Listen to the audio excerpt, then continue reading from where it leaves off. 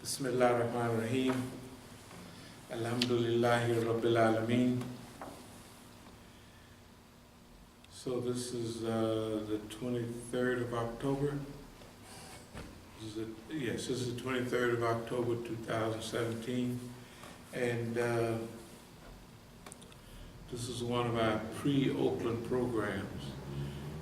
This is probably about the 10th or 15th pre-Oakland program. Headed toward Oakland program. Oh, now.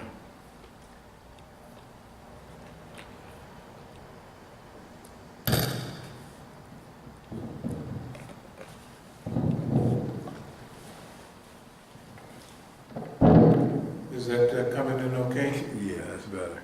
Okay. Bismillah ar-Rahman ar-Rahim. Is that all right? Mm-hmm. Okay, good. Bismillah ar-Rahman ar-Rahim. Alhamdulillah Rabbil Alameen.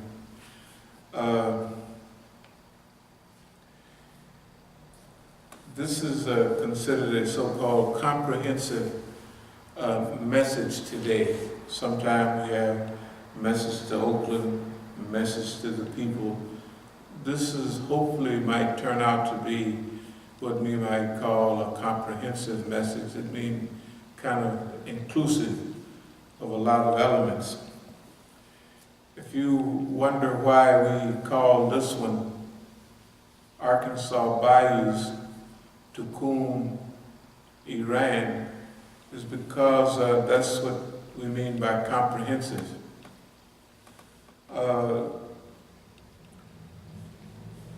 I've mentioned something in watching some movies recently, and from just life in general. I was watching the movie Long Walk to Freedom with with Idris Elba. And in many of the movies that you see, or even in the documentaries about Mandela and famous people, sometimes when they're going through their period of highest level of trial, they reflect back to when they were children, and these people would mean back to their ancestral tribal lands, when they lived in huts. And when, in both the movies about, one about when Winnie Mandela, and the other one about Mandela himself, they would both reflect back when they would have her. I don't know if you've seen the movie or read the history, when she did more time in isolation than anybody else. They arrested her, tortured. She must have been spent 8 months in the hole. The hole, isolation. In one movie when she was, not that I liked that one, I didn't like it, but because she didn't look nothing like Mandela, like Winnie. Now the other girl that played Winnie Mandela, she looked more like Winnie Mandela. I don't know if y'all seen those movies. But anyway, when she came out of the hole and she talked to the people, she said something to the effect of, I am not afraid anymore. When I was married to my husband, I was young. And basically what she was saying is something I've been trying to tell people. The hole teach you a whole lot, because you're by yourself. There's only two things going on. Your oppressor that has all the power, and you the oppressed. Learning yourself. And self-development also. Now, personally, I was lucky in the old days. From the time I was a kid, they always isolated me and sent me to the hole, because I was always acting up. But I didn't act up by messing with the kids. I acted up by challenging the authority of the officer or the police or the counselors, So that's the worst thing you can do. So that's what they got isolation for. So as you go on and you get older and older, you get used to isolation. And I'm saying that in relation to something that some silly person said yesterday about you're not known. Okay, the first thing, and I wasn't comprehensive enough yesterday, is that personally, I don't care about being known at all. Popularity or acceptance is not the thing. When you're younger, peer group pressure, but after you've been challenged all your life, and every time you challenge alone. You know, when the heat comes on you in the neighborhood, everybody say, yeah, Brother Show got a lot of heat. That's your friends, that's your enemies, everybody. They love you, but that heat is on you. That's the way it is. And when you go into exile, you go in exile by yourself. Do y'all want to go in exile and travel and see the world? The house. The kids, I said they'll love it. They'll see the whole world. They think you maybe you're going to be hiding it. They said no. They missed it. They missed the world. Can you imagine? They missed the whole damn world is out there. They missed it. And if they go on a tour somewhere, you know, like when your family becomes middle class, they become middle class. Like the one that was next to me, of all things, she becomes head of a doggone law office. You know, the ladies that coordinate all the big, and they go on, they travel, they go to Hawaii. And they said, yes, we went on a tour and we saw, I said, you saw the Arizona, didn't you? Yeah, how did you know? I said, because that's what they sent all the people on the tour. And year before last, you know, you would have loved when I went to Munich. So you went to Regina Platz, huh? That means Queen Place. Yeah, how did you know? That's how I used to stay there. All the hotels got the people wearing red suits and tails. I mean, I didn't pay for it. I called and made reservations and stayed there a week. And on day 6.5, I would leave. You could do that in those days. So all over Europe, I stayed in the best places. And the way I dressed, I would dress like a singer. You know, my clothes, they thought I was, where you playing? Oh, I'm playing down at Fountain somewhere. Now I'm playing down the Yellow Submarine. That's the place down there. So they missed it. They missed it. Everywhere we go, we're talking to somebody, and Sakina's going to check in whether she wants to go to Goucher over there. You know, Goucher is a nice college right over there in Baltimore. One of the top of the line. So, it's a Palestinian guy there. They got tables and everything. So I'm talking to him. He goes and tells Sakina, "That's your father?" "Yes." He talks to me like he's from Palestine. You know, and then one of the other ladies is from Tanzania. And I look at her, I say to her, she's talking. Yes, I'm from Tanzania. I say, "You from Tanzania?" She says, I said, "Do you know Mama Charlotte and Pete?" I said, "Of course I know Pete O'Neill and Charlotte. I've known them for 50 years. I don't know." So the point is, the reason I call this from Arkansas, from the Bayous of Arkansas, because our house, we had two places. One was called up the bayou, and the other place was down the bayou. So, you know, Arkansas is a watery place. You know, a lot of good lot of the rice grown in the country is grown in Arkansas and Louisiana, because all. So back to the famous people, when they would go through challenges, sometimes they would reflect back to that country life. Because see, back there you didn't have nothing. You didn't have, I mean, you had what everybody else had, but before 1950 in one of the places we didn't even get electricity, but in 1950 we got electricity.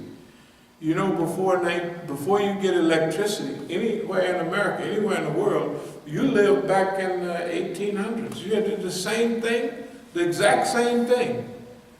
You know, you had lanterns, you didn't have nothing, you didn't have no radios. You know, when I was in Arkansas, there was no radios, and all of that. You didn't have no radios, you had no place to plug it in. You know, okay. So when you got electricity changed the modern world. You ask any of them old white folks, anybody.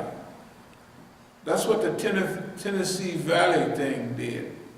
During Roosevelt's time, those big dams down there, it electrified the whole, Southern Virginia, Tennessee, all that. That was a big deal. So remember, before, you could only, if you was going to have meat, you would have to have salt pork that's been saturated with salt to preserve it. Mm-hmm. You can't hardly get salt pork no more. They don't need it. They had smokehouses. You had to smoke the stuff to preserve it. You had dried meat, because if you don't dry it, you ain't gonna, it's gonna rot. You know what I mean? If you were in California, you had a lot of raisins, because all of the extra grapes you have, you got to dry them, because you can't keep them. You see what I mean? Electricity changed, but anyway, I said that to say, from the bayous of Arkansas to Qum in Iran, it semi-encapsulate our story as a group, as a movement, as an organization. Because I'm doing what we're doing now, a lot of it, I'm doing it based on the time frame that I lived in. You know what I mean? That's the only way you can, and the way you think about life. And one of the things they teach you in motivational books is romanticize your life. It's the only one you're going to have. This one and the next one.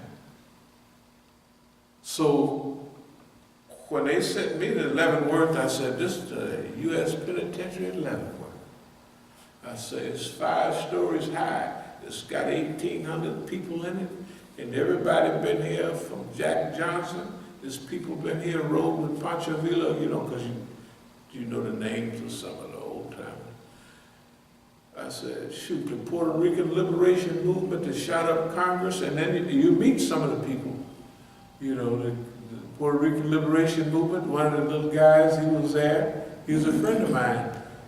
Well, he was a friend of Soto, one of my friends in California, a Latino, modern Negro type, but that was one of his best friends. So he introduced to me, this is so-and-so, there's the Puerto Rican Liberation Movement, da-da-da-da. So I romanticized, shoot, man, this has been some of the toughest people in the world. Jack Johnson was in this penitentiary. He was, actually, And so when you dealing with life, you have to romanticize it. Okay, now we're going up against the United States government. Not we're going up, we've been up against it. How do we view that confrontation? How would the average person, oh man, I don't want to be bothered with them, boy, because they be knocking people out, they be knocking people down.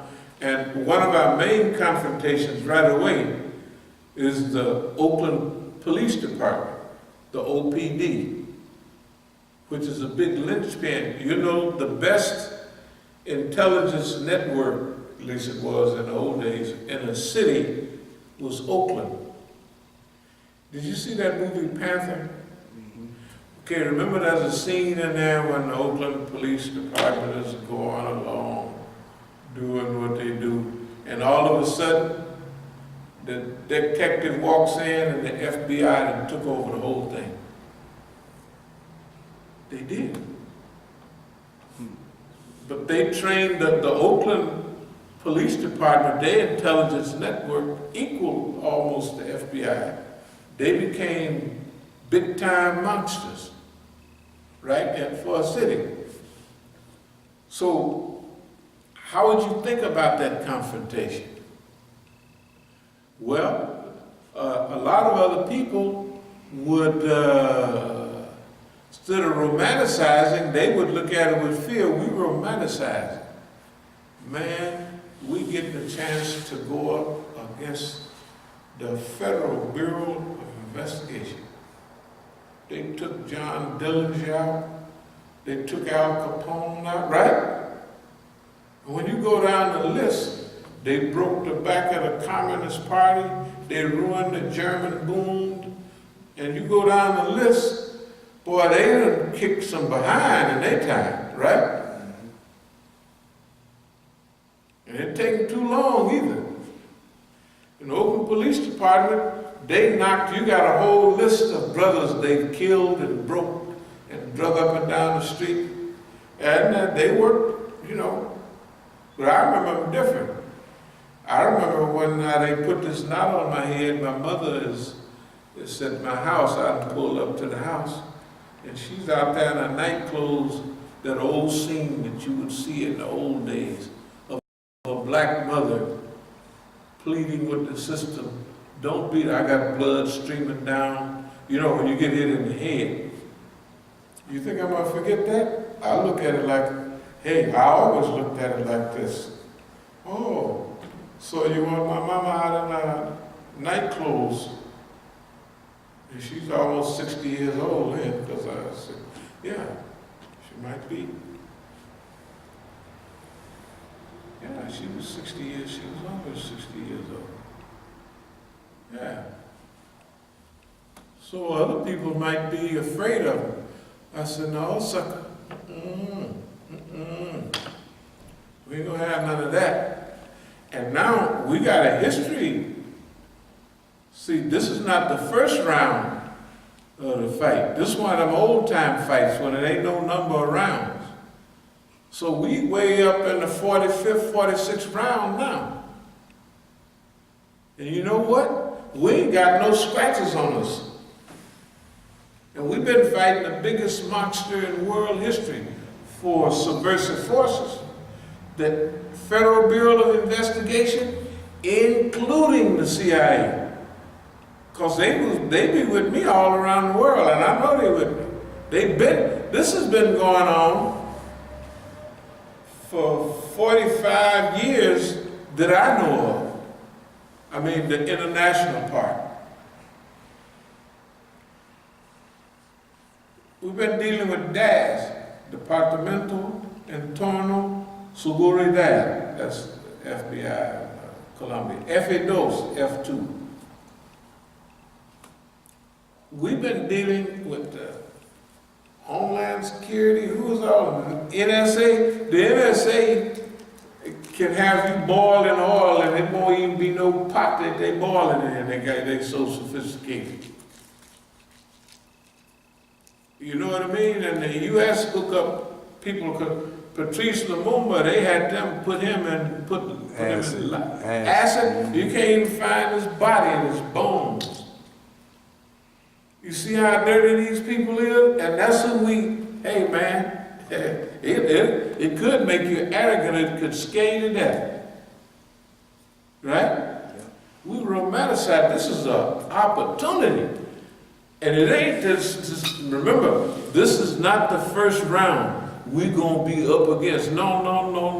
It ain't nothing like that. We've been up against you all this time. And now, this point of going forward and going backwards is not nullified, it's harmonized. But going backwards is going forward. Going forward, the great new frontier, right? The great new frontier. That's a reality. Star Trek, go where nobody else has gone before. Well, we've already gone where nobody had been before. There's no black organization ever been even close to where we are. And the most magnificent thing about it is we're telling the story ourselves. We've already, like, no matter what happens, say it was all wrapped up today. Look at all the CDs that's out. I mean, stacks of them. And years ago, I made sure that I would get them out. And when I go to certain, I'd have CDs stacked up on the table. And instead of, I'd be prepared to give them away.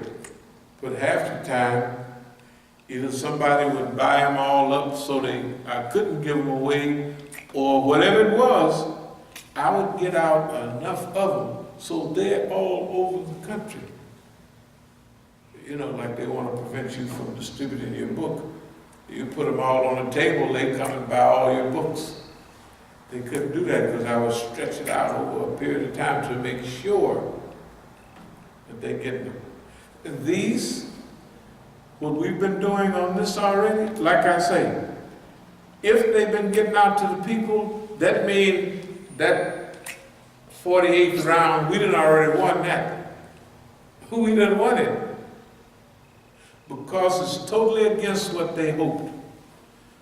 They hoped that they would attack us. They would use all of their people. You got to remember, y'all wanted to have action in Oakland. You're going to have it all right. You're going to have big action. Everybody that was at our Masjid in Oakland, around it, or anything else, in the next 10 years, they're going to have to explain their behavior. Abdul-Malik, Mukhtar, Mellow Yellow, and the White Sheikh, all them people that come through. Right now, we're developing the most sophisticated and most modern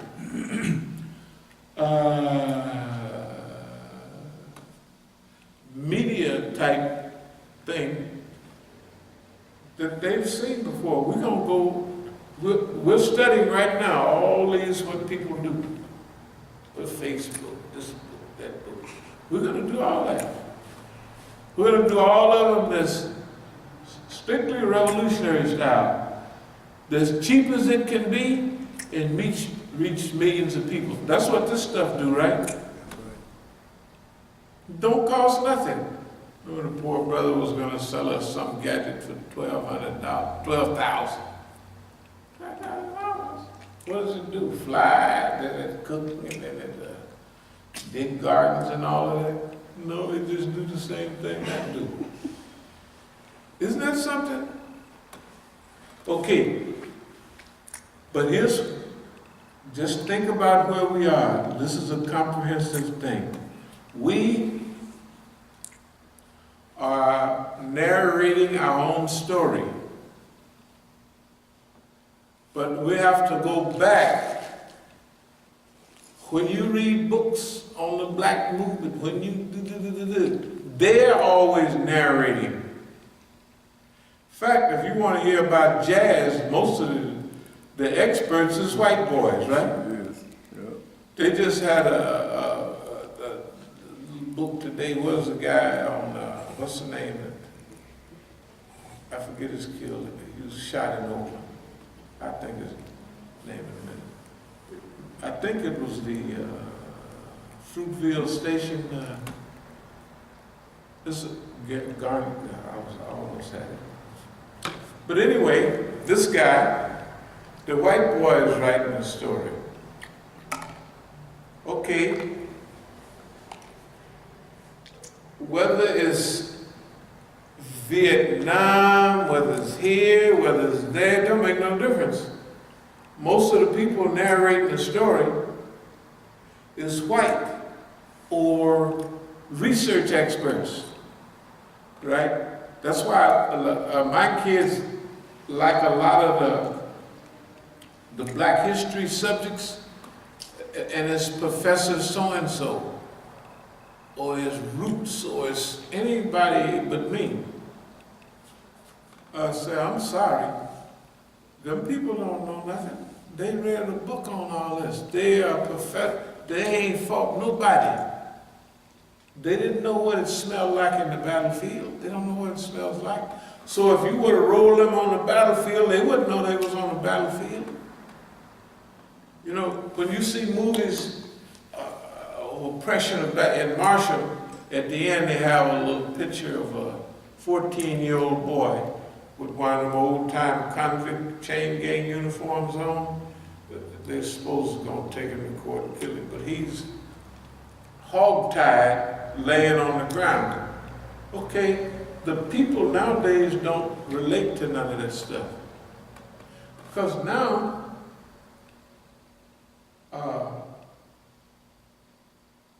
black people don't relate most of their oppression to the white system except getting shot here and there. They think, oh, you got a chance. But when we think back, we remember when black people were a people. If they had a fight coming on the radio, all in every house, it may be 50 people in your house next to the radio. If it was Joe Louis getting ready to fight, it didn't make no difference. If it was some program that was coming on, even in the 60s, if the Temptations was coming on Ed Sullivan, everybody would be home at that time, ready for the Temptations to come on. That didn't go away until the 70s. By the 70s, they got Negroes everywhere, right? We were a people at that time. When I think back to when we were a people. We're a race right now, but we're not a people. You know, we're all our hopes and dreams. When you see somebody black anywhere, and you just, you know, it's automatic. You eat the same. They know, you know, and it's one person. If it's somebody killed in D.C., it's in our neighborhood, it's once a year, every 2 years. And everybody talk about that for 15 years. Man, Joey shot Johnny, and then, man, that was cold, but they should have, for years, right? Okay, so we not romanticize. When you get older, in the 80s they started that discussion about whether integration was harmful or healthy. Does anybody remember that, to black people? It was discussed in the 80s a lot. Because a lot of the civil rights people was thinking that, man, we're integrated, but look at the black community. It's not the old black community. When your neighbor was a basketball player, a doctor, the guy that ran the numbers, you know, the Negro bank downs, everybody was there.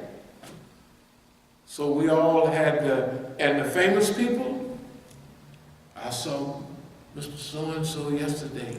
I saw a big preacher that, nobody say I saw John Wayne or something, or I saw a picture, because our heroes was us, right? If a Negro got stuck in a newspaper, the Washington Post, everybody would have that post in their house.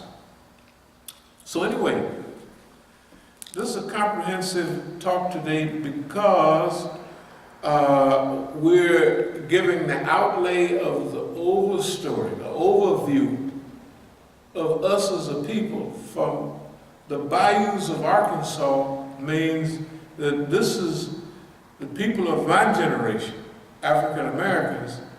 Most of us started in the South. So that generation that feels the real oppression.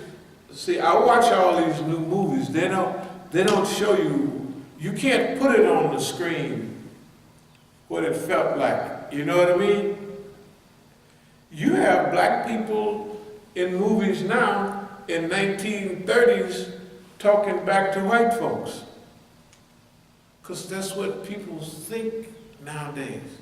That's not true. That's just not true. Yes, out of 1 million black people, 10 of them talk back to white people. Yeah. Sure. But in general, when that white man was walking down the street, we stood off the sidewalk and tipped our hat. How you do, Mr. Son? How you doing, man? Yes, sir. No, sir. That's the way people acted. I remember that. They can't tell me all these, all these old dumb stories. So we have to tell our own story. Where we've been and where we are. See, we are already a miracle movement. We're a miracle movement already. We don't have to move the sun around and do all that to be a miracle movement. Do y'all remember the 369th, the Harlem Hellfighters that in World War I? There was some bad Negroes. You know why? They had them over there right as grave diggers. But the French had lost a whole generation. That's the thing you'll learn about France. In fact, it had lost a whole generation of young men. So it asked the United States, are you using those niggas?